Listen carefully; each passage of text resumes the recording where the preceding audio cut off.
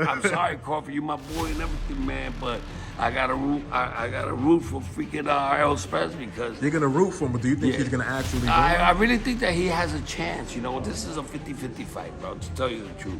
But you know, Errol Spence got to live a little bit different of a dog in him. You know what I'm saying? He got no quitting in him. He's got a big heart, and the guy goes to the body a lot, man. The fight between Errol Spence and Terence Crawford has not taken place yet, but the winner is already being named the new face of boxing. And who is the fool to argue with that? Two undefeated boxers from the top 5 pound-for-pound rankings will meet in a head-to-head confrontation and compete for the undisputed welterweight champion status. Have the promoters finally learned to negotiate and we'll see more fights like this? I want to believe so, but while we're dreaming, I suggest you watch this meeting of champions together with me and find out why should Errol Spence beat Terence Crawford's ass.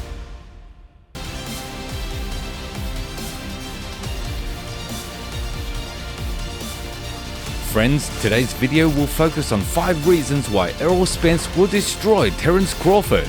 Please don't forget about the likes, comments with 4 words and subscribe to the channel. Number 5. Right hand stance. Straight from the get-go, do you know when was the last time Crawford fought a southpaw? And not even elite, but at least a pretty decent one? I tell you, 6 damn years ago. In 2017, Bud beat 2 guys in right-handed stance, and after that he got into a comfort zone for many years, from which he would have to step out to fight Spence. Terence himself isn't an easy nut to crack. He could be called an ambidextrous, and he could jump from foot to foot at least 100 times during the allotted time of the meeting. That's one of the main reasons why it's so hard for his opponents to adapt to him. Crawford approaches every fight individually, including the stance. In addition, the undisputed super lightweight champion is famous for his adaptability, the ability to adjust at any moment. If Bud starts getting shot at, he can change his stance and then go back, and so on and on. It'll be very interesting to see how Crawford comes out against the truth. If you look at Terence's ancient fights against lefties, you can see that he stood in a similar stance there. But will he want to do that against Errol? On the one hand, you could call it a smart decision, since Spence himself often beats up right-handed boxers, but on the other hand, the truth is definitely better at this game. If one is naturally left-handed, he will always have an advantage, and that will work even against a Terminator like Crawford. Additionally, we've seen how stance mess with right-handers' minds, but will they be as effective in this fight, where the opponent is left-handed and just as much of a machine as yourself? Will Crawford even want to take the risk and readjust if things don't go according to plan? So many questions, but it only adds more interest as we wait for the fight. The most important thing we know about stances right now is that Spence is a perfect or close to it pressing southpaw, and Terence has never faced one of those before. If the opponent's stance becomes a problem for the challenger, his whole style will start to crumble and Errol's job will become a lot easier. Number 4. Physical superiority. When it comes to the confrontation between 2 boxers of such a level, it is too difficult to identify the winner, and we have to refer to different facts on the edge of reality. But wait, is it fair to say that physical strength is not much an important factor? This is not a CrossFit tournament after all. Now there's an excuse for you to ponder in the comments, and we'll get back to business. Crawford has spent most of his career at the lower weight class, the super lightweight division, and moved up to this weight class in the second half of 2018. Terence was abnormally big for his home division, just some kind of giant, but now the gap between him and his opponents is not so huge, but the weight difference has become more noticeable. We don't have the exact data of course, but in the off-season, Bud weighs about 175 pounds, which perfectly fits into the light heavyweight limit. As for Errol, there have been rumors of him gaining up to 170, but I wouldn't be surprised if between fights Errol's weight reached 180 or even the entire 185 pounds. The champion obviously has no problem fighting in the clinch or pushing his opponent away.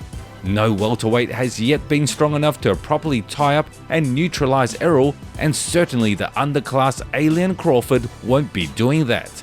At the same time, Spence himself can calmly measure his strength and in some episodes tightly hold his vis-a-vis to wear him down, just as necessary against such a monster of stamina there, but no one guarantees that it will improve over the course of the fight. Everything will depend on how the champions team builds the game plan. 3. Jab combinations. Here's a fun statistic.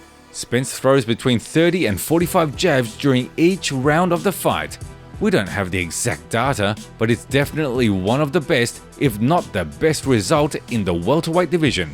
If we look at the frequency of punches from a geek's point of view, we find that the Truth throws a jab once every 5 seconds on average. What kind of rockets does this guy have instead of hands? The scariest thing about the whole endless stream is that with each round the number of jabs often only increases. But that would be half the trouble if he was just spamming with one punch. But no, Errol's jab reveals all of his basic combinations. The champion is very fond of the very concept of the straight hand punch, so he inserts it into everything and upgrades it to suit the situation. If the opponent is far away, Spence will fly in with a very long jab over the top or bottom floor, then shorten the distance and then insert a fast left cross. A mid-range fight? Not a problem for Spence, who can, for example, double jab and catch up with a straight hand, or show a fake jab and then dive to land his left hand to the body. And there are plenty of examples of how the Truth can come at different angles for another jab combination. Why should this whole combination with a single connecting element work against Crawford? You'll say Terence knows how to work against the jab with his block and mobility, which would be true, but then again, Crawford is used to coming up with something against right-handed jabs, and here's a southpaw, and one that does work that the Truth does in every fight he takes. I repeat, every opponent of Terence's at a high level has tried to go after his head, but we know from a 39-0 record that the plan is knowingly idiotic. You can't knock out a man who is almost impossible to catch on an accurate shot. In fact, is more pleasant than a cool Christmas present, since he is an acclaimed professor of body shots. Many boxers don't want to learn effective body punching technique, but those who take the time to actually do it then reap. Number 1. Efficiency of action. There is one universal way to distinguish an experienced boxer from a beginner.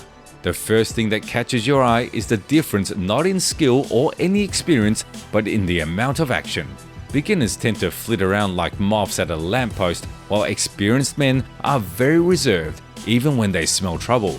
In professional boxing, all the guys are already hardened wolves who have been through many fights and are prepared for all odds, so they behave very calculated and calmly, but Spence stands out even against them. I know that's a phrase that's been used on a lot of people, but with Errol, it just doesn't get any better than this. He doesn't make any unnecessary moves. There's always an ironclad confidence in what he does, and that's his greatest weapon. Another benefit of this machine work is that Spence can rip the pace of his opponent. When a boxer on the opposite side tries to set his tempo with a swing or a shuttle run, Errol just waits until his opponent has a second to react and then punches. The punch is so stunning and precise that it almost always hits the target. So while he's boxing, Spence is in the ring playing chess and always wins. Confidence, calculation, and precision are the main criteria for Spence to spank Terence Crawford and become the new, undisputed welterweight champion.